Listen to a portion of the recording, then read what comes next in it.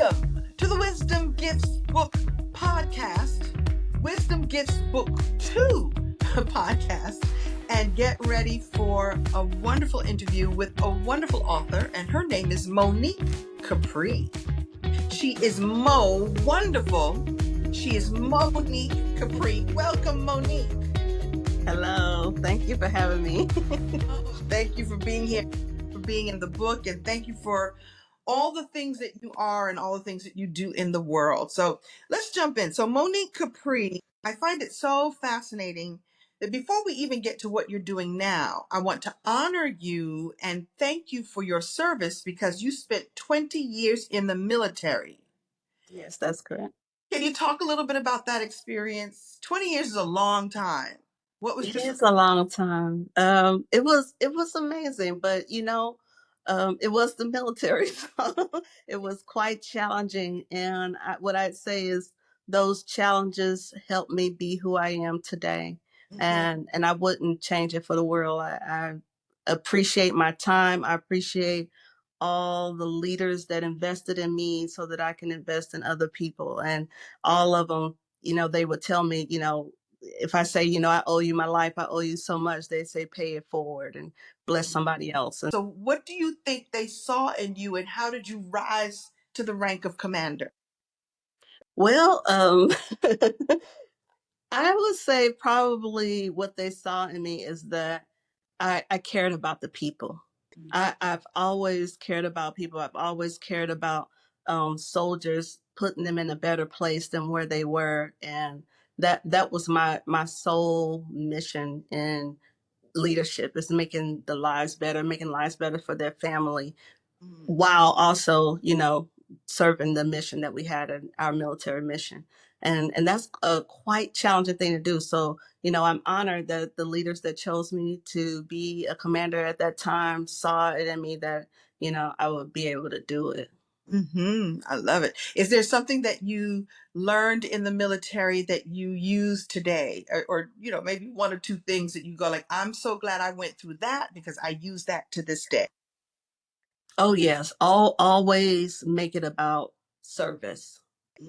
Being a servant leader, and everything I do, make it not about me, but what can I do for somebody else? Even when they're giving you a headache, because in command I did have, some challenges, but I had to take a step back on, how I was projecting on me and what can I do for this person? Like, they're projecting this way for a reason, and it really has nothing to do with me. Oh, that's good stuff. All right, very good. So then we're going to jump all the way to today. So I'm going to say you went from military to ministry. Yes. So here's what's really interesting about you. So we know about your military experience, but you have moved from the military into the ministry. And that Mhm. is such an interesting journey. Can you talk a little bit about that? Yes. So I actually got into my spirituality while in the military. It was 2012. Instead of having a New Year's resolution, I took that entire year just to pray. And I actually deployed that year as well. So it was then where I saw, my defender, my protector was God. And in that same time where all I wanted to do was pray, God put people in my life. I had a chaplain who explained to me, because I used to have this, I guess, not healthy relationship with the church, where I felt like, I don't belong in here. It just disturbed me internally every time I would go into most churches. And he explained to me, which I get now more than when he explained it to me, but he explained to me when I'm going into worship that it's about getting an experience with God. It's not about the people in there, what they're doing. It's about praising God and making one a connection, a relationship, and praising, worshiping, and just being in the experience with God, not the people. And he said to me, when you do that, people will notice, and you will change other people that are in the church. And at first I didn't get it. I was just like, yeah, okay, not me. you know, but as I continued on in my journey, I started to notice that, and people started to tell me, like, your presence makes a difference. Mm, And it's a weight to think about, like, my presence does make a difference, and so it's a responsibility that I don't take lightly. beautiful. But what's interesting is what I'm hearing is what I'm hearing you say to me is that you show up and you be in your gifts, be in your authenticity, and just by being, people see, notice, and are taken with you or seek you out, and then you get to then be in service because you did it when you were in the military, and it sounds like you're doing it in the ministry as well. You just Uh-huh. and be in connection with the creator, and then everything else comes from there. Absolutely. It just starts with the desire of being, walking with God, walking in the spirit, and then things just happen in place. I mean, Like, like like what the happened? the church. I could say the church that I went to when I first came to this area in Texas. I knew I was gonna retire here, and so one of my primary things I had to do was find me a church home, Hmm. and I visited probably 13 churches. And I had a mentor who was a leader of mine in the military. I'm just having a casual conversation with him about retirement and telling him that I needed to find a church home. He told me about my church, um, but it was far away. It's 45 minutes away from where I live. So Hmm. in my mind, I'm like, this is not my church. I'm not, Like, this is I'm not this is driving not my both ways, right? Yes. And so it took me a minute to visit the church. The first time I visited, I was just amazed. I said, "Oh wow, this church has everything I want." It had a wonderful group of women. It had a wonderful group of children, and that's what I was mostly interested in. Somewhere where I can be amongst women and children and learn about the Word of God at the same time. And that learning about the Word of God was very key. And this church, my church now, has a seminary school, and so when I started seminary school, that this is like this icing on top of the cake and part of my transition. You know, things became clearer. Hmm. And then I'm like, oh, you know, I almost got intimidated and was like, what is happening? Like, I can't be, this person called to minister. I can't be this person called to preach. And, I don't know all of the words. And so, but it just, the spirit just kept coming to me. God kept, revealing it to me that this is what I need you to do. So I love And the journey that you didn't even you. There's a church that's 45 minutes away. You didn't drive that far, and then once you got there, you found your home and didn't that because they had a seminary that would be the place you would end up too. So you are in seminary school now, correct? yeah, yes, I am. What?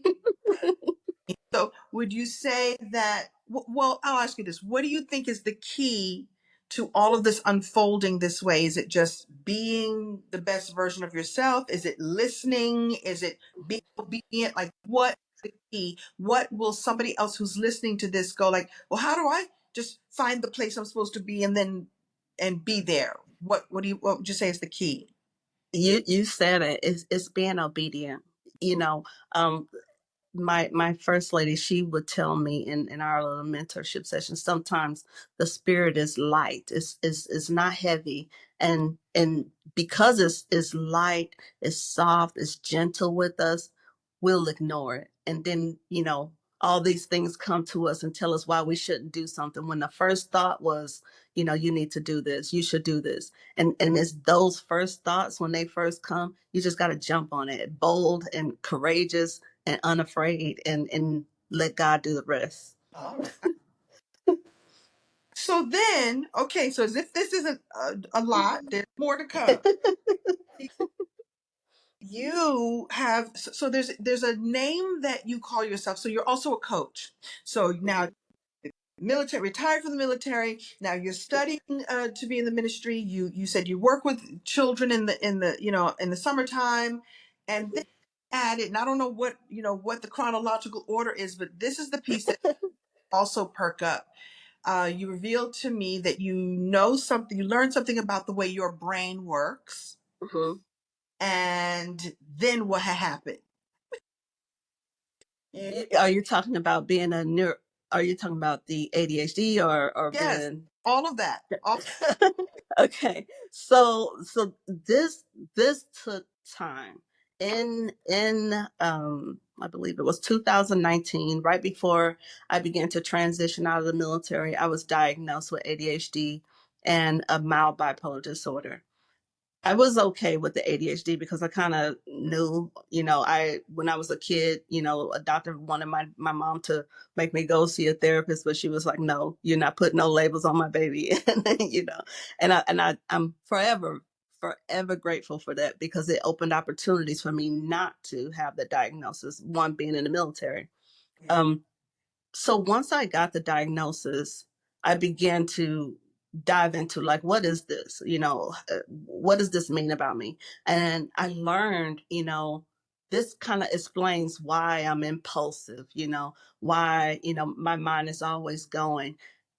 So one these two things came together, the spirituality, and I was studying acupuncture. And the acupuncture, we're learning about our shin, our spirit, and how we move, and different ways the brain operates, hormones. And I'm learning like it's not really attention deficit, it's more of a motivational thing. So at the same time, I kind of switch how I want to focus my acupuncture. I mostly wanted to go after people with neuro no, people with ADHD or any Neurodivergent.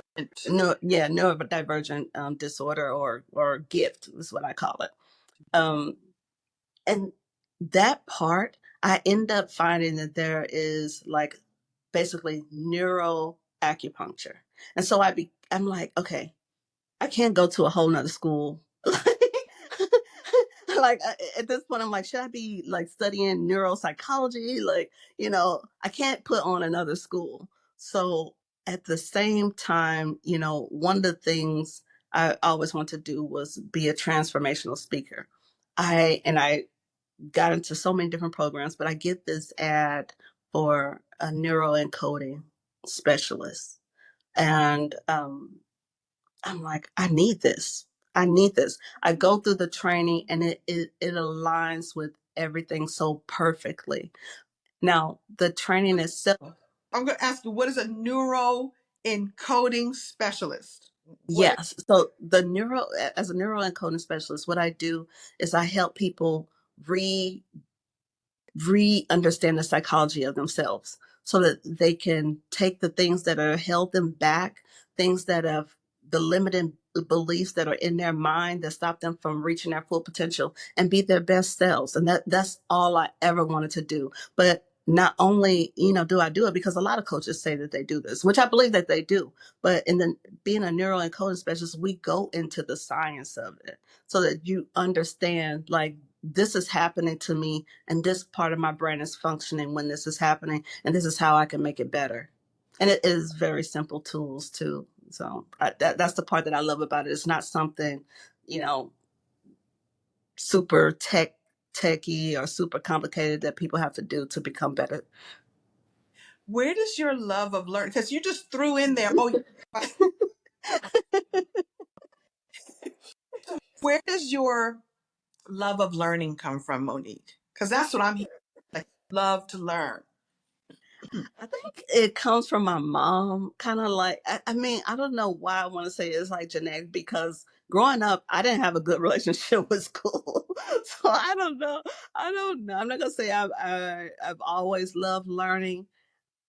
Well, I guess I could say I always love learning, but just not in the systematic way that it's delivered, And so I have always been curious about things, and one of the things with that, I've always wanted to help things, help Mhm. people, and so and I mean from elementary, I think I've always had this love relationship with understanding the mind.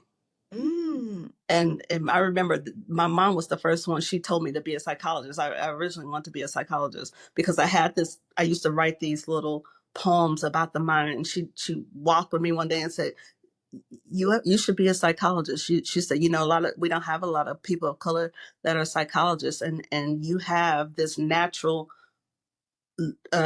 energy that you're interested in the mind, so you know you should explore that." And at the time, you know, I didn't know what a psychologist was. Ooh. But then I that was my first degree I tried to pursue, but then I stopped. That you using and what I'm hearing and what I want people to hear is that it's possible to use your curiosity to find your gifting and find your place, because I can tell that you've really landed into this thing that you were curious about and married it with the way that you want to serve and help people, and you know, what your chapter is about, by the way. And you found, and along the way you found yourself, right? Yes, absolutely. And had a better understanding of your mind. What would you say is well, then, you know, and your interest in medical, and because in the military you were had a medical specialty as well, right? Hmm.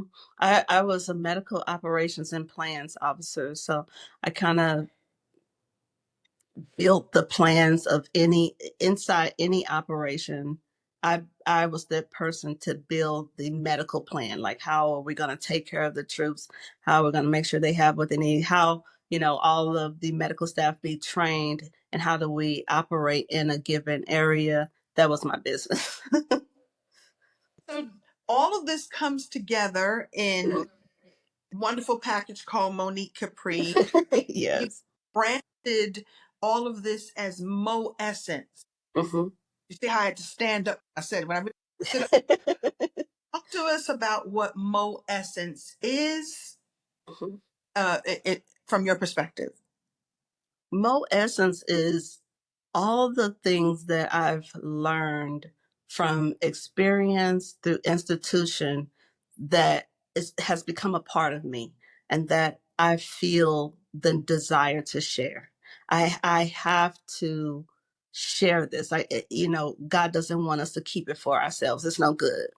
There's a saying, and I don't know who the author of this saying is, but it says there are so many gifts that are laying in the grave because people don't share them, and I don't want to be that person.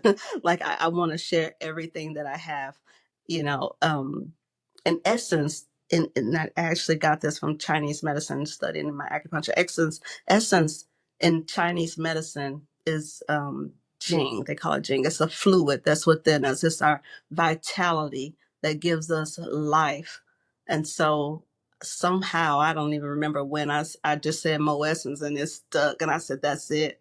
That's it.